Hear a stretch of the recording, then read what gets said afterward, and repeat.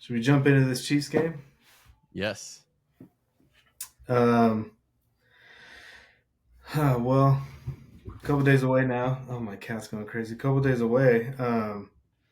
Niners are still favored. I know on our last episode we said we were feeling good that they're going to win, but had no real good reason for it. Now that we're kind of there, have you guys thought a little bit more about this matchup? Players, sides of ball, whatever. Like, why are you feeling good? Has anything changed? I think we're going to beat that ass. I Okay. think we're going to dominate in the first half. All right. So maybe not beat that ass, but my final score prediction is going to be 36-27. I think we dominate in the first half, like 21-3. And then Mahomes gets like a touchdown at the very end. They go like 2-minute offense. We go into halftime up 21-10. I think they put a comeback on us, but we're able to close it out like we did against the Seahawks. That's how I foresee the game going. I don't think the Chiefs are as good as they were last year. I know they still have some talent. I wouldn't even be surprised if this was like Kelsey's breakout game, even though he's had like a rough season so far. But I do think that we've got enough. We're healthy enough. I just think we're better than them, even though the records don't show that. And I think we're going to do enough. It's going to be a grudge match, even though they've been saying in the media that it's not. I think they're going to be pissed off. And I think we do enough to get the job done. Ooh, okay. Steven, what do you think? Man, I wish I had that confidence. I do still feel good, but I'm not that confident like Chasen is about it. Um, what do I think? I think that the offense is gonna come to play finally, like and look good throughout the game. I just think they're gonna be motivated, kind of like Jason said. I wish I knew how Jordan Mason's shoulder was feeling. That would make me feel a lot better to know that he's close to 100%. Um, but I just think that they're going to be on point for this one. I don't think it's going to be any lulls or whatever that they might go through. So yeah, there's the injury report. Very good. I just think that they're going to execute better. Now I'm also thinking that Mahomes, the offense, Andy Reid off a bye, all that stuff. Like I think the defense is going to struggle more than they did in the Super Bowl. They were great in the Super Bowl, and it was just kind of like at the end, the Chiefs finally found something. But I think this is going to be more of a shootout type of game. The offense is going back and forth, and yeah, I still feel oddly like the Niners should be favored, even though maybe they shouldn't be. But I feel pretty good about this one overall. I feel nervous about this. Not nervous. I don't have to play, but I'm seeing a much lower scoring game, closer to the Super Bowl, like 20-17, 23-21, something like that. Mason being kind of banged up. I mean, it says here he's cleared, but I'm sure he's not feeling 100% totally. And the Chiefs are still really good at stopping the run. They're one of the best run defenses in the league. And if this team can't get the play action pass going, if they can't run and throw the ball off the play action, I worry that Brock's going to be able to find these guys in man coverage. Like Debo and Ayuk, these guys have struggled against his team in man coverage, and I see a much lower scoring game, especially with the Niners having now their third string kicker.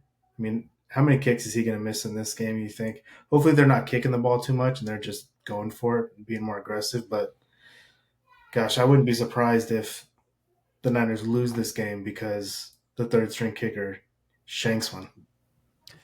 Yeah, I could see that too. Unfortunately, that does worry me. It's one of the biggest areas that worries me because I was hearing some stats on him last season. I believe he was with the Packers last season, if I'm not wrong, and he like missed 7 field goals. I think he missed like 6 extra points throughout the season. Didn't play well in the playoffs. I believe that's what I remember hearing. So not exactly a stellar season for him last year. There's a reason he was available. So yeah, that worries me. I mean, hopefully he can at least nail the chip shots and up close. But yeah, if it's like 40 plus, I'm a little bit concerned and kind of just hope that we go for it a little bit more, as long as we're past half field and it's reasonable. It's like 4th and 5 or long or shorter. Um, Hopefully we play a little bit more aggressive. Yeah, I'd like to see Kyle go for it on 4th down in this game. I don't a field goal over 45 yards. It's like don't even bother unless it's 4th and 10 or something. But don't even bother with these guys. Just go for it. Go for two if you have to. Keep that kicker off the field. So it's interesting. You were saying defensive struggle, and you could be right. This game could go any way. Like I feel like it's always so hard to predict. But one of the things I was thinking a lot about the Super Bowl. I didn't like go back and watch it or anything, but I was just going off of memory. And one thing I thought of was I feel like Brock this season. I wonder if part of the way he's been playing is because of a reaction to the Super Bowl. Because I felt like he played it a little too safe in the Super Bowl. Like Ayuk had opportunities that Brock wouldn't like let it go. And I'm not being critical. It's the Super Bowl, right? Like he's his first time there and everything, so he's trying to protect the ball. I get it, but I feel like this season now, he seems like he's taking more chances, or sometimes looking for the big play instead of taking the medium play or even the check down. And who knows, maybe it's not connected at all, but I just kind of wonder if the new Brock that we've seen this season, if he's going to be a little bit more willing to cut it loose when those opportunities open up, and maybe Ayuk does have a big day, because I do think Ayuk can beat these guys in man.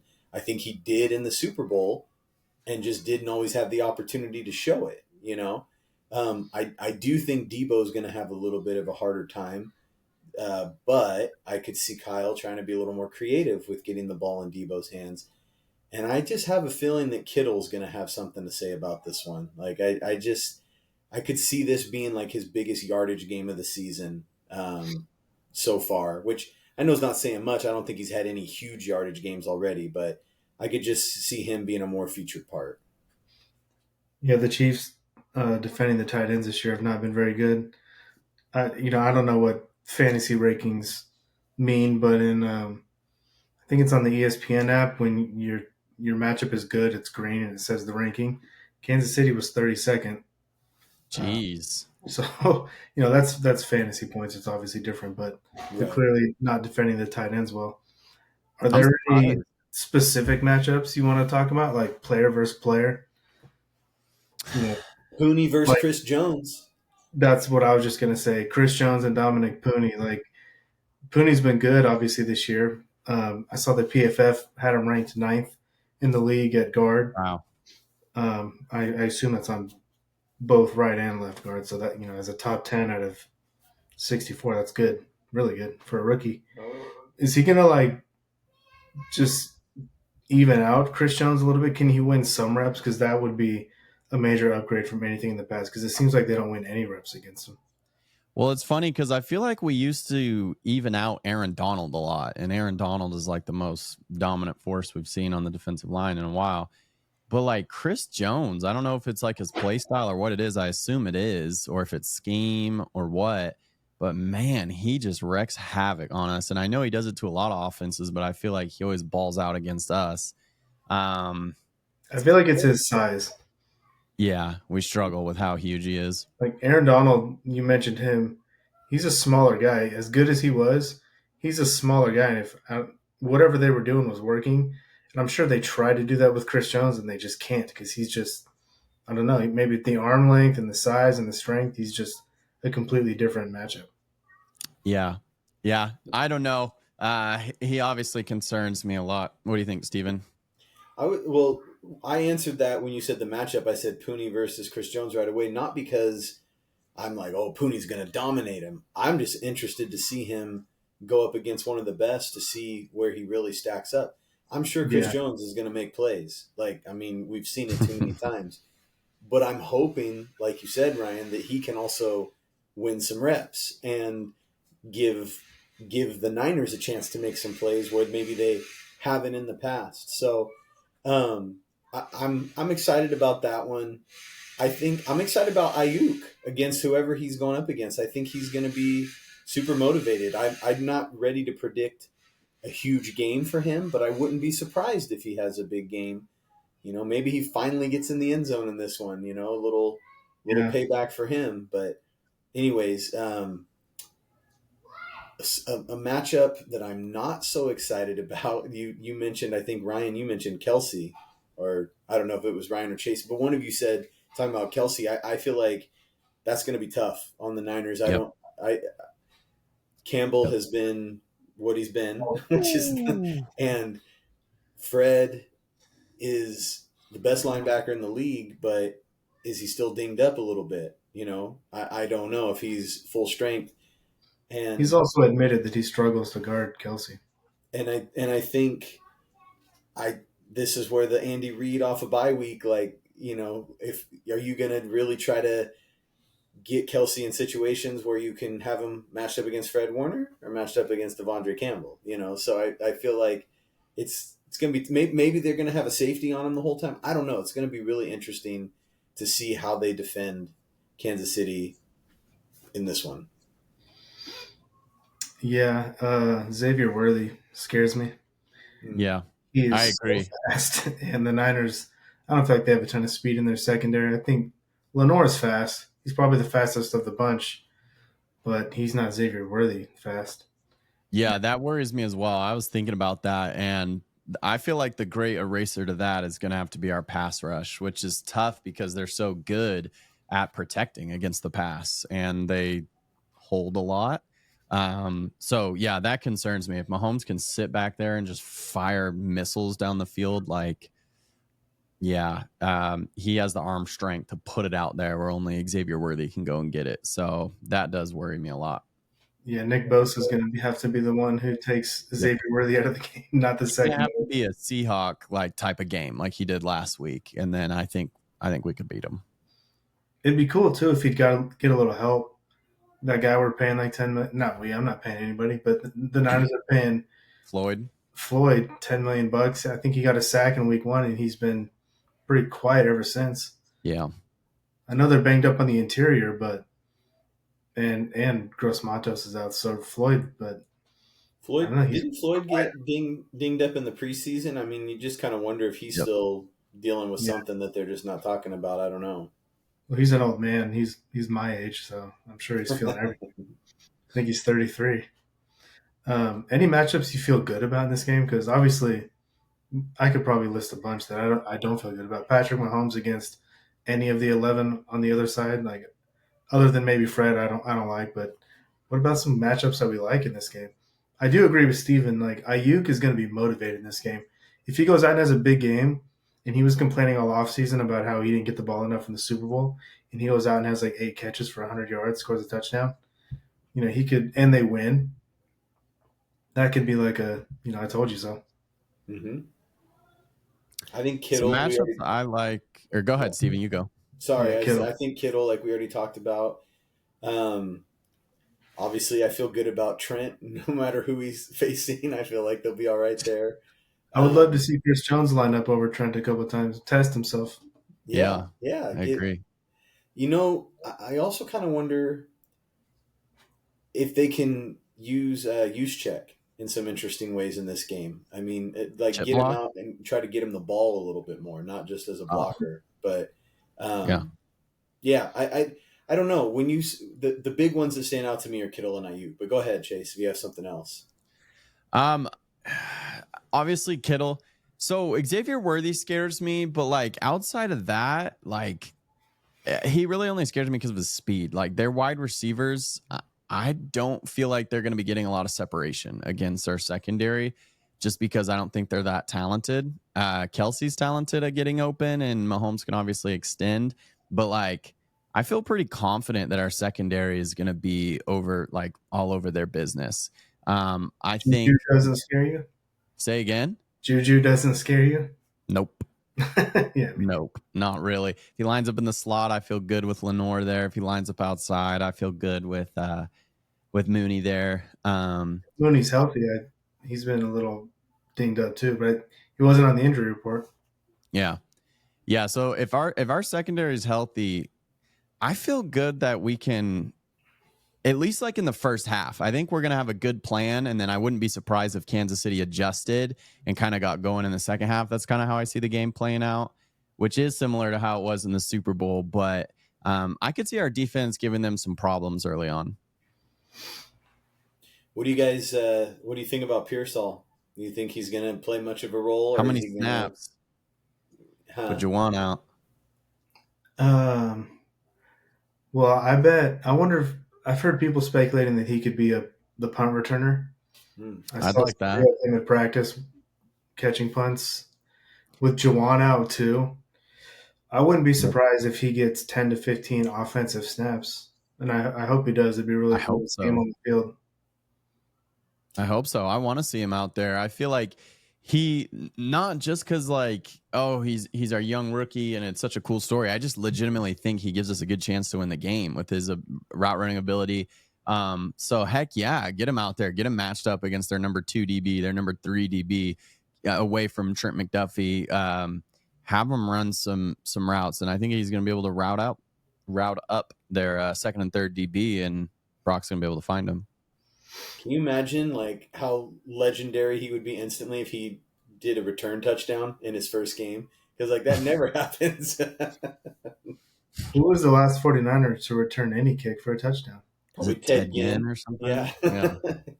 I mean, there's Yeah, two. there's probably been somebody in there that we're not thinking about that did it, but Ted Ginn's the last one I remember. Yeah, I feel like LaMichael James had one on a punt return. the Michael James. I mean, Diamador Lenore was as close as we've had in a while. The last couple weeks ago with the blocked field goal for a return. That's Yeah. Yeah. as close as we've gotten. Um, well, I got something we should talk about too. Since we're talking about the Chiefs and the Niners, this kind of pertains to this because this is the yards after the catch rankings, and the Chiefs are number one. That's The crazy. Niners aren't just 32, but they're 32 by a wide margin. Yeah, It's long shot. insane. And I saw a stat the other day that said the Niners have been number one in yak every year of Shanahan's tenure until this year. And so for Yeah. Yep. them to fall off this much is hard to really wrap your mind around. Any theories? I have two. One is their offense has changed, and Purdy's like launching it more down the field versus like dink and dunk, like 10-yard over the middle, and they are already sprinting like full steam ahead. I So it agree. partly is because their offense has changed, different style of offense, and then two, I hate to say it, but their yak guys just aren't as explosive as they used to be. Kittle's not breaking as many tackles. Debo's not breaking as many tackles. They're trying to. I see them try to. They just they're not as explosive and as dominant and as hard to bring down as they used to be.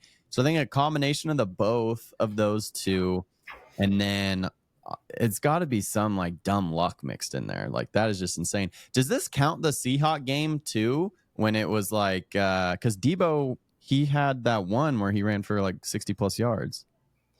Yeah, that was a 76-yard touchdown. I don't know. I feel like this has been talked about a lot all this week, and that game was obviously Thursday, so I think this accounts for that. That's pretty sad. Yeah, I would agree with both your points. Steven, any other theories?